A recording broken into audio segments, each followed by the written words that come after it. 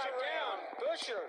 Oh, man. Chris Buescher on his lid and lands back on his wheels. Caution. Oh, man, we saw 4 wide off the corner over there. I was afraid of this.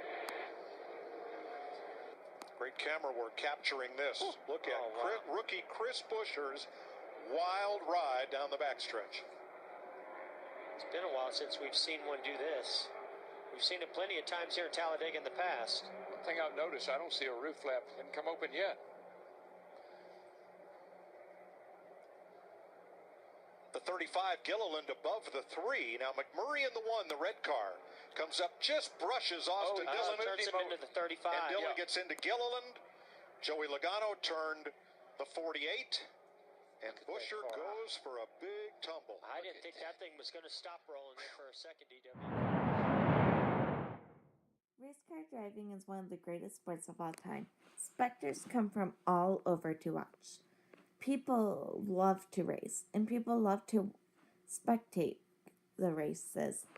NASCAR is one of the big business operations for race car driving.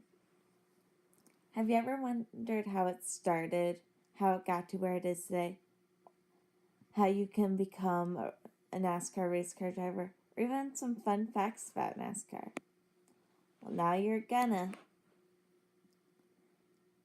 It all started December 1947 when Bill France Sr. organized a meeting at the Steamline Hotel in Daytona Beach, Florida, to discuss the problems facing stock car racing.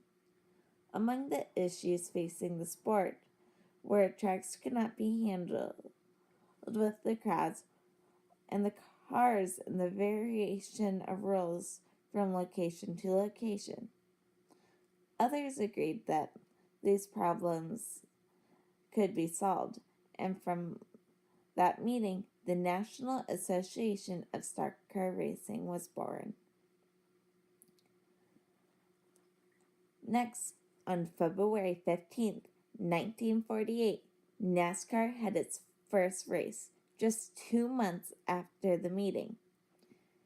The first sanctioned NASCAR race was held on Daytona Beach course, a location Bill France Sr. was familiar with. France helped promote the races there and even raced himself. The very first race was won by Red Byron in his Ford Modified.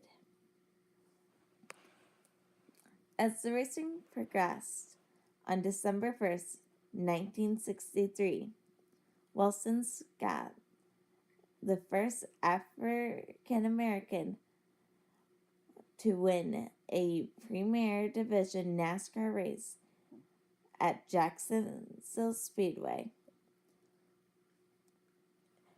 Darrell Wellens Jr. would become the second African American to win a NASCAR race event when he won a Camping World Truck Series at Martinsville Speedway, October 26, 2013.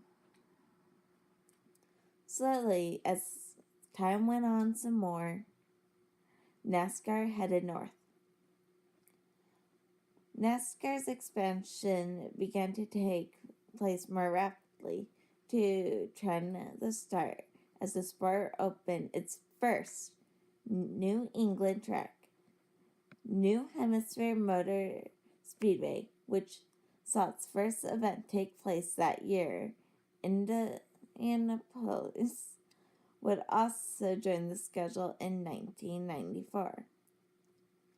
Then, in 1995 came the first truck series, when in November 2002, Tony Stewart's championship season was the beginning of a youth movement in NASCAR.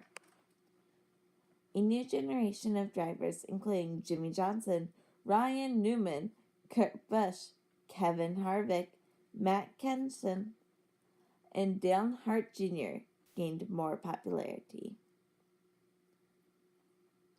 December 2012, the Generation 6 car was unveiled, bringing NASCAR's racing back to its roots of stock cars.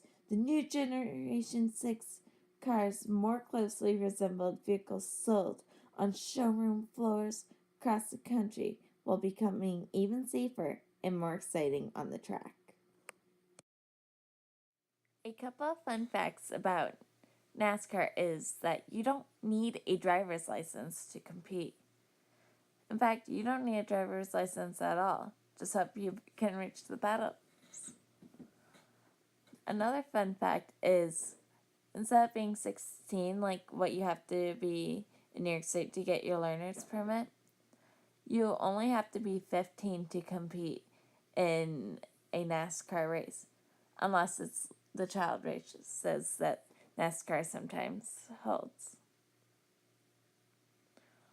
On the left turns, drivers experience up to 3 times the force of gravity as they normally would.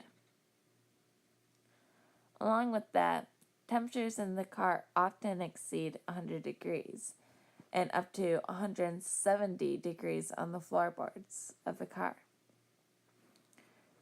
During the race, drivers can lose 5 to 10 pounds worth of sweat.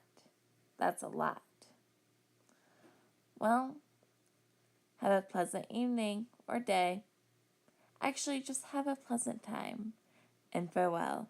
And don't forget, NASCAR is the best.